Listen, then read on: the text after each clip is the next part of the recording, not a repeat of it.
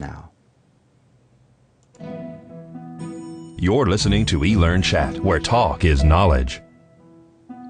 Hello and welcome to eLearnChat, our new podcast featuring prominent leaders, shakers and movers in the e-learning and training industry. Good morning, everyone, or good day wherever you are in this beautiful world. Crazy world we live in, but it's a beautiful world. Next to me is Colleen Sunley, smiling over there. How you doing, Colleen? Great. How about yourself, Rick? I am doing great. Here we are. It is April 18th, 8 a.m. Pacific time, and we've got RJ Jacquez with us again. We're also going to call him Mr. mLearning from now on. That's his new nickname. Hey, RJ, how are you? Hey, Rick, Colleen, how are you guys doing? We're doing great. We're doing good. Great. How have you Thank been? you. You've done some new stuff since last we saw you. I have. It's been 3 months since the last time I was here. Yeah. And, so many things have happened since then. I started, focusing a little bit more specifically on mLearning. I started 2 podcasts, one in English, and it's called This Week in mLearning with Robert Gadd. And I also started one in Spanish because, as you guys know, mobile is global. So that is with Myra, who lives in Argentina. And again, every week we get together and we talk about not only what's trending out there, but we pick a topic. Like in episode 1, we talked about the iPad and its impact on mobile learning. And then in episode 2, we started talking about native apps versus the mobile web. And this week, we're going to be talking about why it makes sense to think mobile first when you're approaching mobile learning.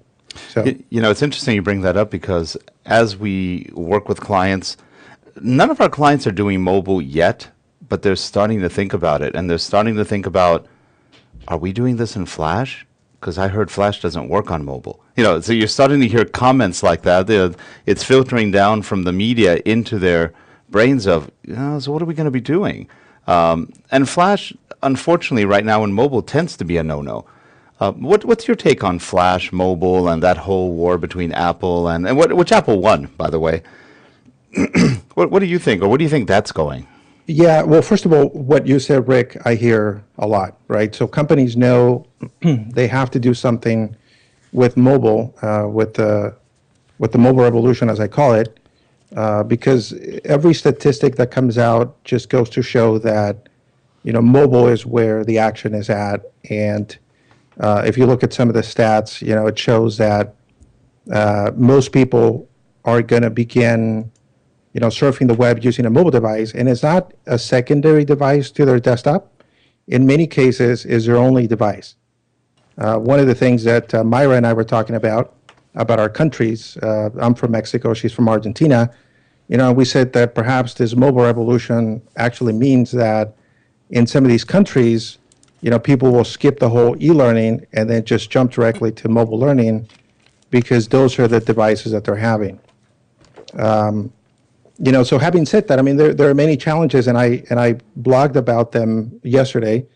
But I said, I think it's time to stop looking at all these constraints about mobile. Flash is one of them, and I'll talk a little bit about that. The screen size is so small, connections are spotty, and so forth. And I think it's time to start thinking positively about the whole mobile revolution. And, the more I read about it and the more I try different apps and the more that I write about these things and I podcast, the more I'm actually convinced that eventually we're going to be able to offer even better experiences on mobile than we have for the last few years on e-learning through the desktop. Now, speaking of those challenges, obviously Flash is the big one. Why? Because one of the things that I'm hearing from people, from customers that are trying to make that transition is, I have 80 hours or 100 hours worth of e-learning on the desktop using Flash, and I know that I want to go to the iOS devices like the iPad and the iPhone, but Apple doesn't embrace Flash, so what do we do? And I actually happen to think that in some weird way, what happened between Adobe and Apple with Flash is actually a good thing, because I think, had Apple embraced Flash, I think in e-learning, which is probably the most affected industry in the world, because as you probably know, 99.9% of all e-learning courses are based on Flash. I think if Apple had embraced Flash, I think somehow we would feel a little too comfortable because it would be a simple migration. But I think we would miss out on the mobility and the physicality and all the attributes that mobile brings. And I think we would literally be just converting, Flash-based e-learning from the desktop to mobile. And I think we would miss out on, the importance of really thinking about mobile first, as opposed to just a complement to what we have on the desktop. Yeah, it's definitely changing. I mean, you have tools like Lectora, which are HTML based. So though they do use Flash and other things, but they're basically a repository for HTML, which kind of position them in a good place for this revolution at the moment. And you've got other companies like Articulate, like Adobe, and a whole mess of others who are slowly embracing the HTML5. And HTML5 doesn't really replace Flash. It's different. It has some things which are easier, some that are harder. But the underlying language is HTML of a sort. It's JavaScript and HTML. So it'll be interesting to see how well the HTML5 goes. And it really all depends on what generates it. In other words, how good the generators are. Yeah, and I think we're going to start to see sort of the first wave of apps from Articulate, from Adobe, from Lectora, from Rapid Intake, and it'll be really interesting to see, what their mLearning strategy is, right? And I think the most obvious thing, sort of the path to least resistance, will be to sell an upgrade, right? To say, not only can you publish out to your desktop, but you can actually publish to mobile. And I'm not convinced that's a good solution. I mean, if you look at the HTML5 converter from my former employer, Adobe, I think they're just kind of promoting that, mobile is the same as desktop, and it's not. And the fact that you can just take what you've been creating on Captivate and just kind of port it over to mobile, I don't think the experience is going to be a good one if you do that. So it'll be really interesting to see what they really come up with. And I'm hoping it's much more than just a converter. Yeah, and one of the things also when you design, I think one of the keys to mobile is designing correctly. Because it's a different look and feel. You have different, like you said, real estate. You've got different abilities. You've got hand gestures. You've got a whole mess of things you can't do in a desktop. At least not most desktops, because most people don't have touch monitors. And as a result, you've got some freedom there to really do some fun, cool stuff with e-learning, graphics, anything you want to do, video. I traditionally see e-learning, I should say mLearning, as a good platform for video training. For that, it's almost perfect. Mm-hmm. E-learning still, there's not a lot of designing going on yet that really accommodates mLearning. At least I haven't seen much yet. I've seen, like you said, the screen captures or rastering of the original Flash content. But you're right, it's too small. It doesn't quite fit right in the mLearning world, especially on a phone. Right. And I mean, you made a great point, Rick. And when you look at the size of an iPhone, right, I think that's sort of the quintessential example of a smartphone. And you look at the number of pixels, the resolution, mm-hmm. and you compare that to the 1024 by 768 on the desktop. I think what mobile designers quickly realize is that they have 80% less of pixel real estate to work with. But I actually think that's a good thing, right? Because that forces you to focus, right? I think we put too much stuff on the desktop just because we can. And I was guilty of that. I was the evangelist for Captivate, and my job was to sell the product. And I would sell it by saying, if you use Flash, you can build all these cool, bells and whistles and animation and put buttons and have all these things. And I'm not sure that's the right approach, right? I mean, I think, one of the best practices in e-learning design is don't just add bells and whistles or animation just because you can. Well, yeah, if you remember in the late 90s, everything was Flash. You had all the Flash websites. It was just nonstop psychedelic media everywhere. Yeah, the European German sites were famous for like lots of flashing psychedelic flash work. And that was coming into e-learning, it was going everywhere. And then companies said, one, I don't want to pay for it. It's not worth my time and effort, and it just doesn't buy me anything. And two, it wasn't meeting any business requirements. So as a result, that kind of set back, interestingly enough, I think it set back e-learning in some respects and then propelled it forward in others. But we did wind up getting a lot of glitz and glamour, but not a lot of content. Yeah, exactly, Rick. And one of the things that I said is I think we now have an opportunity to say, let's go ahead and sit down and really focus on what's important for the learner, right? And I'm encouraging teams of instructional designers to start thinking about mobile and to sit down and to kind of question the status quo, right? And when somebody says, well, we need that, you almost want to stand up and say, do you really need it? Because, you have to be so careful now because of the 80% that, pixels that you don't have. And to me, I almost believe that once you follow that path of thinking mobile first, invariably, when you go back to your desktop and your e-learning projects, you're going to notice places where you're going to create better experiences. And, the load time is going to be faster. And I think overall the experience is going to be better. And I think we owe that to the focus that we have to pay and the attention we have to pay to mLearning, to designing mLearning. I have a question for RJ. Now, RJ, how many organizations do you think right now are actively using mLearning in their production of e-learning content or any kind of learning content?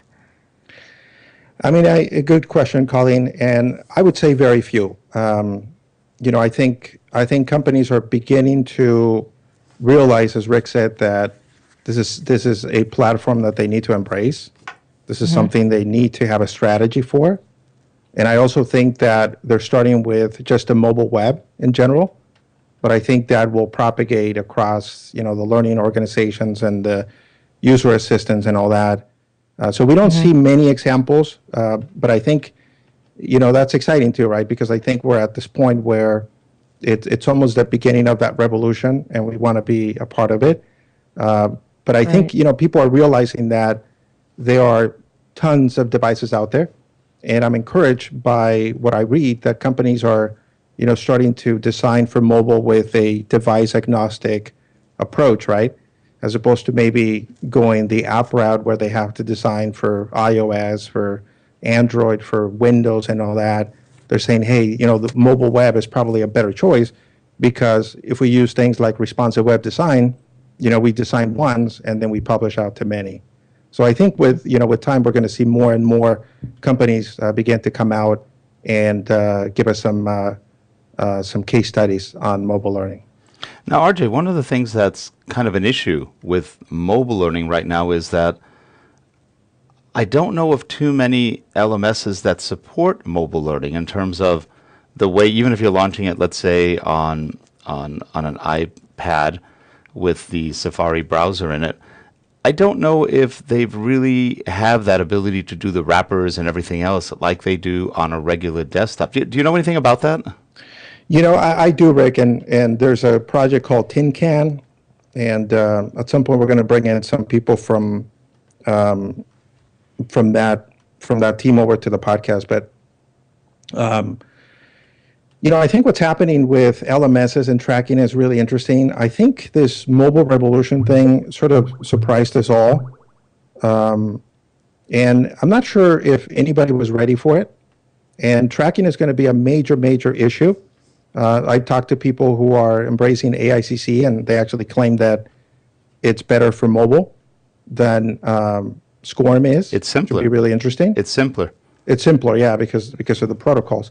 But I also have this theory, right? We live in this social media revolution also, where we share so much content, and there's this concept around informal learning and social learning, and we learn so fast these days. And when I talk to corporations and they ask me about tracking, I often say, maybe tracking is not so important anymore. And I know the enterprise doesn't like to hear that, But maybe we're gonna give it a shot with mobile learning, and we're gonna prove that maybe we don't want to be, maybe we don't have to track every single interaction like we did on e-learning, because maybe the objectives will change a little. But just to go back to your question, I think the tracking, the LMSs were caught off guard as well with mLearning, and that could, we could see mLearning solutions coming out from Articulate, from Adobe, from Lectora, from Rapid Intake, that will have to say, we apologize for the lack of tracking, but the LMSs weren't ready for us to work with it. So it'll be really interesting to see what happens around that. I have another question for RJ. RJ, you just mentioned that, the mLearning revolution kind of caught us off guard. We're kind of, we're surprised by it. Do you think it's necessarily that we're surprised by it, or we're slow to react to it? Because, we've had smartphones for several years now. So is it just that we're slow in recognizing, the functionality and the things that we can do with the mobile tools that we have available? I think it could be a little bit of both, Colleen. When you look at the amount of devices that Google and Apple tells us that are being activated every hour or every day, it's just amazing. But I think we've had mobile, but the experiences that people have built around the mobile web haven't really been that good until about a year, when people started talking about responsive web design and adaptive design for any size of platform. And and then there's Flash, right? Maybe Flash had a little to do with that, because maybe all of us held a little bit of hope that Apple would come around and embrace it. And of course, as Rick said, that's never going to happen. I've said many times it's time to stop thinking about Flash and move on. So maybe a lot of those things have had some to do with it. But I see, and it's not just e-learning or mLearning. I see just about every industry is completely baffled about mobile. We need a strategy, but what is that strategy? So I think people are struggling, but I am happy to see the progress. Yeah, and two industries are really suffering from this. One is e-learning, or training on the whole. The other one is security. You have that issue too. So you've got two pretty large fields worried and also embracing. It's both. You're kind of worried about e-learning, but you're also embracing it. It's kind of that dual thing. Now, Colleen, it's sort of interesting. You brought up that e-learning, the smartphones are fairly new, but in reality, if you look back about 11 years, we had pocket PCs, and you had Palm devices, which could also act as phones. And people were doing training on those back in those days, and actually doing some pretty good designs. I remember we had one course we did. It was on sales training that was done on a pocket PC, taking advantage of the screen, and it was done in Flash on the pocket PC. That was back when, probably about 10 years ago. So there's a lot of things you could have done back then. It's been a very slow revolution. I think what happened is, if you think about when Apple came out with the iPhone, that really sparked it. No matter what everybody had done before that, and the Pocket PC was a very able little device, the iPhone just killed everybody. If you look at it, Palm's gone, in essence. The Trio OS is pretty much gone. Pocket PCs, I don't think they barely exist anymore if you ever see them. You don't hear about them. Windows phones didn't go anywhere. Android is doing okay, but they don't even come close to the power, or at least the popularity, of the iPhone. So it's very interesting where it's all gone. And so the future is going to be interesting. And Apple may play a very large role in the future. I don't see Google as an organization that's focused on just one thing. They're all over the place, which to me diffuses them, makes them not as good as they probably could be, kind of the new IBM, whereas Microsoft used to be kind of like that. I think Google is now becoming, though, hey, we can do everything. And I read a rumor recently, or maybe it wasn't a rumor, maybe it was an announcement. They're considering either rebranding or doing something with the Android tablets. They're not selling well. And that's been, I think, an issue for them. They don't even come close. You can probably combine all the Android tablets together, and you probably don't get to a quarter of the iPad sales. That's a huge difference. Where do you think that's going to go, RJ? It's tough. I would say the biggest problem to the Android platform is the fragmentation, right? And the fact that they opened it, which is a good thing. I mean, we all like, open standards and all that, but it's creating so many problems, right? And not only do you have the Samsung Galaxy Tabs of the world, which are in some way complying nicely to what Android is in essence, but then you have the Kindle Fire, and it's a great little device, but you wouldn't be able to tell just by looking at it that it's using Android, and it is. You got the Barnes & Noble Nook, it also is. And then you have the 3G versions versus the Wi-Fi only.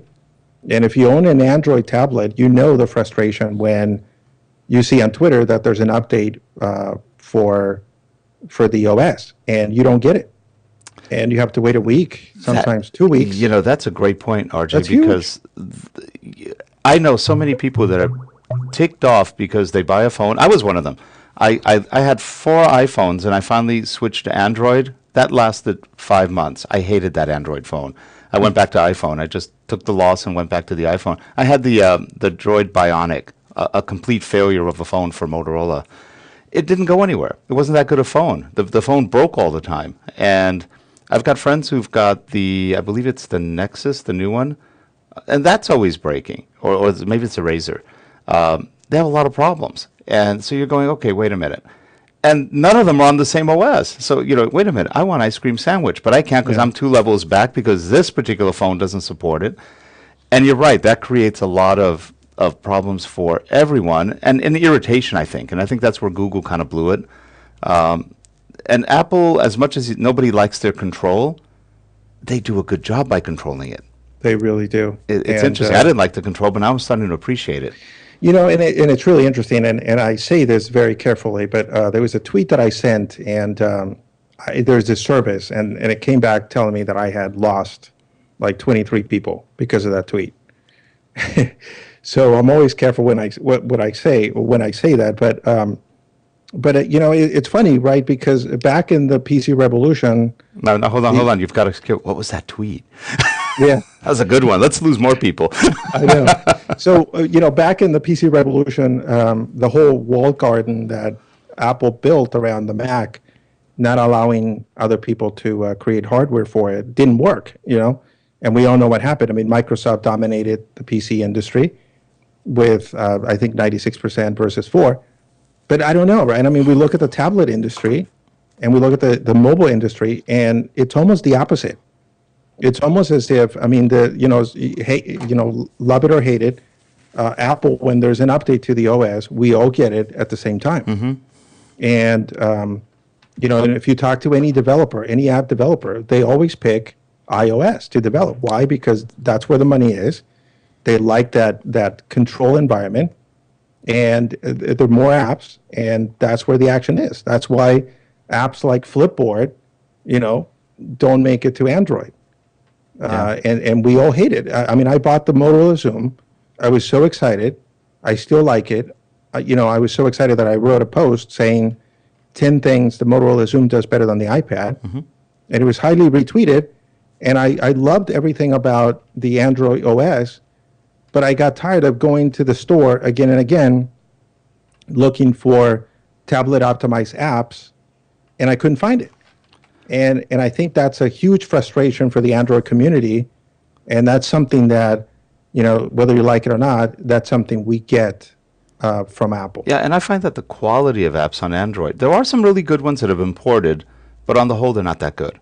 They're not. They're just not as polished as what you find on iOS, and that's partly because iOS forces so many requirements on you. But that forces the developers, like you said, to be better. Yeah, exactly. Even like apps like Twitter, right? I mean, they're just extended apps. They look so terrible. Mm-hmm. And, I truly believe that in this app revolution, notice how everything for me is a revolution, but I think there's so many exciting things happening. But in this app revolution, the user experience, right, is the app. The UI is the app. And I always measure the success of an app by whether it grabs me and it keeps me coming back to that app. And unfortunately, I cannot say that about some of the apps that I try on my Motorola Zoom. Mm-hmm. Yeah, well, I bought the Zoom after you got it. I remember seeing yours, and I go, I want to get one of those. That looks fun. Yeah. I bought it, and a week later, I turned it back in. I had just gotten a new iPad. I had the Zoom. I went, iPad and Zoom. Yeah, I don't think you lasted a week, right? not even a week, maybe. Like 3 or 4 It days. may have been. I just going, this isn't it. And I didn't like the form factor. It's funny because Apple had just come out with the iPad 2, which was thinner, and the Motorola Zoom was still iPad 1 size and thick. And I went, that's interesting. They weren't paying attention. And it was okay. It just wasn't where it could have been. I think that was a real issue.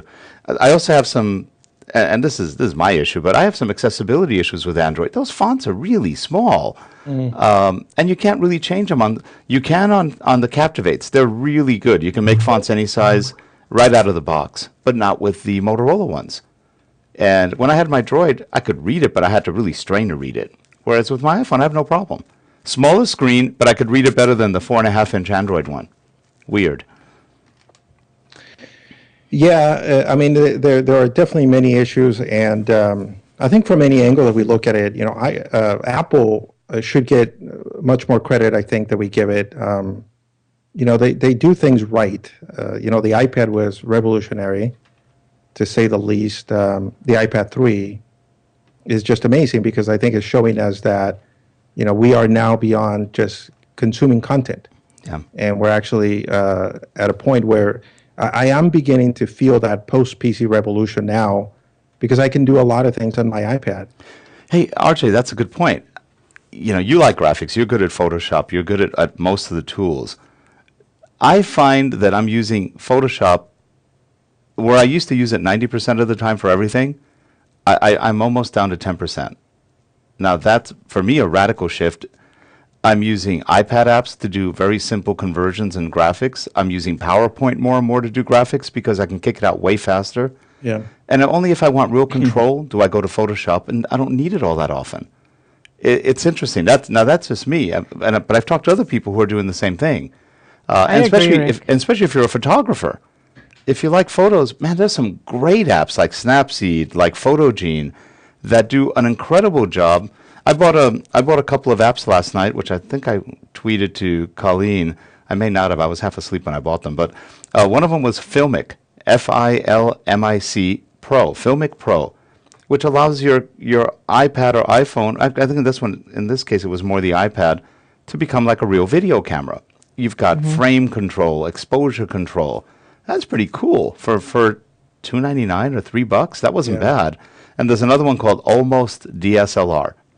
So it turns your iPhone or your iPad into a DSLR camera of sorts with a lot of control over white balance, everything you do, for $1.99. I mean, think about it. That's amazing. That's truly amazing. And I think, in many ways, and I think I've talked about this several times, in many ways, think about the pressure that amazing apps like these, right? I mean, you talked about apps that cost $1.99, $4.99.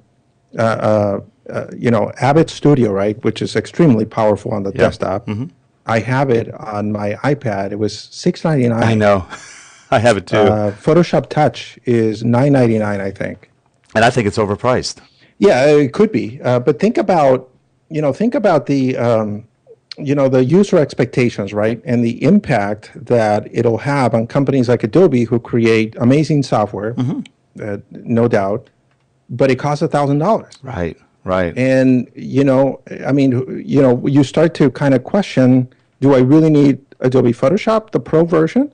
Or can I be okay on my iPad with Photoshop Touch? Well, I was talking with Dave Anderson recently from Articulate, and he made a really good comment. And he's an Illustrator guy. He knows Fireworks. He knows Photoshop. He's a graphic artist. He really knows his tools. And his comment was, for e-learning, you don't need Photoshop. Photoshop Elements does everything you really need. That's an interesting comment. And taking that to the tablet, Photoshop Touch does most of what you need, and there are some other tools that can add on to that, and you've got a very interesting workflow. And then you couple that with the app stores on the PCs, like the Mac App Store. And soon to be available Windows 8 store. Yeah, I heard that's going to be pretty nice. In some way, Microsoft and Apple are going to be controlling the ceiling for prices. Like you may recall that I think Apple lowered the price on Final Cut Pro, and also I bought it $299. yeah, And an it Aperture, is, right? I didn't get Aperture yet, but I probably will.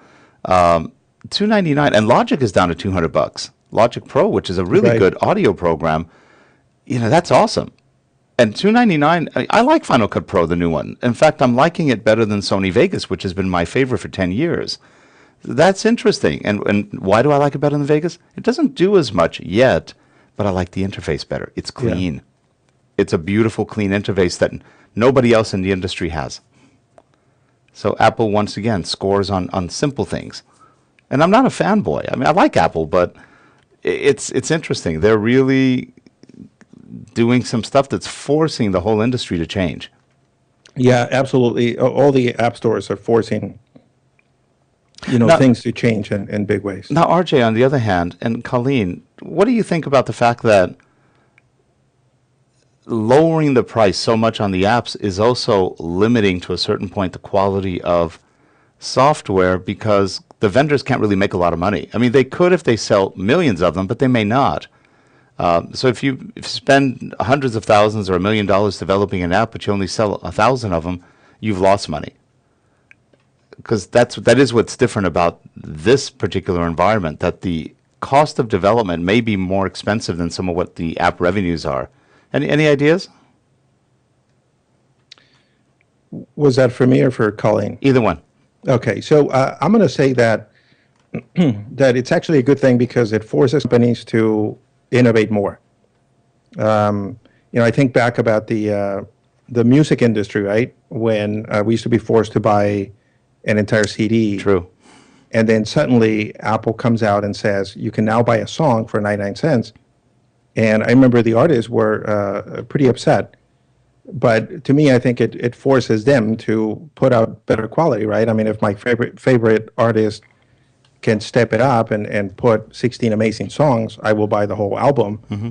And in some way, I think, what we're seeing here with prices and all that and app stores, it's going to force, companies like Microsoft and Adobe and Articulate and all these people to really blow us away, right? And I think there's an opportunity. I mean, I said right when I left Adobe that one of the things that I would like to see from a lot of these vendors is to come out with these hybrid experiences where it's not just a traditional software PC or PC software solution that they have, but a good combination of an app and other things as well, so that it can really engage their users a lot more. And I also think, to add to what RJ said, that I think reducing the cost of some of these apps will make the designers really think about what we really need in the app and force them to eliminate a lot of the bloat, a lot of the things that aren't necessary, and to also improve on quality control as well. Because if you have a really simple app that works well, I think it goes a longer way than an app that has a lot of bells and whistles that's more expensive and doesn't work as well. Yeah, and if you look at something like Photoshop, which is a massive program, I'd say the majority of us use probably 10 to 20% of what Photoshop can do. And there's just so much in there. Mm-hmm. And that's where Photoshop Elements comes in, because there's a lot less in it, though it still has quite a bit. Yeah. So it's a tough choice. Now, before we wrap up today, I want to talk about one thing, and that's this will help people that are actually in the job market right now. It's been a lousy job market for a lot of people. I know e-learning people got hit pretty hard in some places. And this is a book by Gail Murphy, who is a very well-known Hollywood correspondent. And it's an interesting book. It's called Interview Tactics. That's Gail Murphy, and you can find this on Amazon, or just go to our website at interviewtactics.com. Gail wrote a great book because what it is it teaches you how to deal with interviews, how to deal with any kind of interviews. This is if you're looking for a job, if you're looking for, if you're making a media exposure kind of thing, wherever you are, no matter what you're doing, her comment is you have to tell it to sell it. And it makes a lot of sense. I mean, in e-learning, what do? You tell it to teach it. But in essence, you're selling it too. And if you're looking for a job, if you're looking for expanding your ability to communicate publicly or communicate with people anytime you're in the media, this book's a gotta have. It's called Interview Tactics, and you can find it at interviewtactics.com. Anyway. And Gail's she's a great gal to follow on Twitter as well. She is. She's a lot of fun, and she's just a dynamo of energy and advice and good experience. And frankly, she's interviewed 15,000 celebrities, and not just actors, actresses, but top business entrepreneurs, business owners, academicians, anybody, authors, anybody who's been out there and well-known, she's probably interviewed. And she's learned a lot about interviewing, and she's seen people really fail at interviews. So what she does is she makes sure that in this book she teaches you techniques. And one of the ones that I really enjoy is she says, what happens when somebody asks you something, you do a one-word answer, yes, no. She goes, the interviewer usually loses interest within seconds because you haven't given them anything to work with. Yes, no. So it probably doesn't work well with IT people because they tend to be a little bit Asperger's, and that's how you're going to get a yes, no. That's it. You want more? So anyway, good book, Interview Tactics. I'm in the middle of reading it right now, and I'm having a lot of fun. She's also a good writer. It's a fun read. So RJ, when are you doing your podcasts? Are they live, or are you recording them and then putting them out on the websites? So we're just started. We just started, right? So we're still learning, and we look to you guys because you're doing a great job. So eventually, we want to do something like what you guys do on Justin TV. But right now, they're recorded. So I get together with Rob through Skype on Friday mornings, and then as soon as I'm done, then I call Myra, and then we do the Spanish version, and then we're doing minor edits after that, and then we post them on iTunes. So they're audio only, but eventually we want to graduate to video and have a live audience like you do, and have people ask us questions and so forth. But we're having a lot of fun. People talk about the opportunities that come from writing a book. I'd like to say that there's lots of opportunities already that have come our way for podcasting. So podcasting is definitely something I highly recommend to people that are been meaning to get into podcasting. It's fun. It's yes, a lot it of is, fun. and expensive. Well, so far for us is just Skype. Yeah, when you start getting into all the bells and whistles, it starts adding up. Yeah. But Colleen has an unlimited bank account, so don't worry about it. Right. You should sponsor us, Colleen, then. Absolutely. Rick knows something I don't. Every time I say that I bought a new mic, she goes, oh, no, now I want it. And, yeah. But she doesn't realize how many mics I send back. I'll buy it, but then I may not tweet that I sent it back. I think you have influenced most of the people you come in contact with regard to the equipment that you give feedback on your blogs and stuff on YouTube. Because I think the other day I was talking to Jeff on Skype, and I go, wait a minute, that headset looks just like mine. And he says, yeah, guess who recommended it? Yeah, I think we all have about the same headset, so it's sort of funny. Is it the AKG? Yes, the AKG. Yeah, it's a good headset. There's some great hardware out there and equipment for whatever we do. Hey, by the way, if you're doing work like broadcasting, RJ, and same with you, Colleen, I just found out that if you do large purchases or whatever purchases, you actually get a 5% tax credit, or 5.5% tax credit in California for that, because they're trying to keep the industry here. We're getting ready to buy a TriCaster, and originally the tax would have been about $2,000. It went down to like $400 because of that credit. That's pretty amazing. I didn't know that we had that. That's a new thing about a year ago. I think they're desperately trying to keep the industry in California. Any kind of broadcasting, anything that's broadcasting, you get tax credits for. It's kind of interesting. Well, that's good to know for sure, because, I mean, in the next year, I can see myself buying quite a bit more equipment. Yeah, equipment's fun. Can't have enough equipment. Well, anyway, RJ, this has been a pleasure. We wish you great luck on the podcast. And before that a little bit, sorry. And we look forward to having you on again in the future and tell us what new stuff you're working on. Absolutely, Rick. Thank you, Colleen. Thank you, Rick. Yeah, are you going to be look forward appearing to that anywhere next time. soon? Any shows, anything coming up? In June, I'm going to be going to the mLearnCon. Great. That'll be sort of my first conference post-Adobe. Yeah, great. So I'm looking forward to it. Well, good luck there. Where's that going to be? That's going to be in San Jose. Perfect. That sounds great. Can't wait. Well, we look forward to your report on that. Absolutely. All right, everyone. And if you're watching Thanks so much, RJ. Thank you, Colleen, and thanks everyone who tuned in. And if you're in the chat room, we appreciate you being here. And by the way, were there any questions today in the chat room? We kind of avoided our chat room.